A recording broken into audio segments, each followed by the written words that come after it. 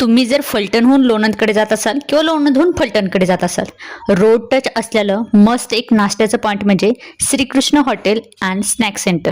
हाय hello, मी प्रतीक्षा. आज मी इथे नाश्ता करण्यासाठी थांबले होते. बाहेर इतकी फुले छान होती ना, मोह काय आवडला नाही. पटकन एक फुल घेतलं, आतमध्ये आलो. हॉटेलच्या बाहेर खूप सुंदर अशी वेगवेगळ्या प्रकारची फुलांची झाडे वगैरे होते. चला आपण आतमध्ये येऊया. आतमध्ये इथे नाश्त्याला तुम्हाला इडली सांबर, उडीद वडा, स्पेशल त्यांच्याकडे गूळ आहे आणि काकवीही मिळते तुम्हाला, आळू वडी, धपाटी आणि पुरी भाजी, पावभाजी असं खूप सारं नाश्त्याला होतं. जवळपास आम्ही 5 ते 10 मिनिटं ऑर्डर काय घ्यायची हे ठरवण्यातच घालवलं. तेवढ्यात म्हटलं बाकीचा परिसर आपण फिरून बघूयात. मग काय, इथे मला दिसली एक गाय आणि वासरू. त्या वासराला बघून मला तर आमच्या कार्तिकची आठवण झाली. त्याच्यासारखंच आमचा कार्तिक ही गोड आणि गोंडस आहे. त्याचबरोबर त्यांच्याकडे 2 अशी छान अशी गोंडस डॉग पण होते 2. त्यानंतर आम्ही फायनली एक डिश डिसाईड केली आणि पुरी भाजी मागवली. सो बघू शकता, एकदम मस्त दिसत होती पुरी भाजी.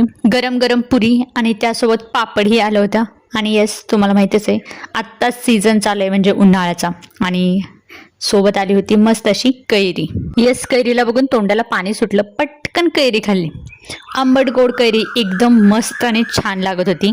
तोपर्यंत आमचा दुसरा आयटम म्हणजे आलाय मिसळ. येस, मिसळ ही बघून एकदम मस्त होती आणि खाऊन पण ओव्हरऑल गुड होती. सो आता म्हटलं चला जाऊयात. सो लास्टला आपली बडीशेप घेतली. सो भेटू नेक्स्ट व्लॉगमध्ये. तोपर्यंत चॅनलला लाईक, शेअर आणि सबस्क्राईब करा. बाय.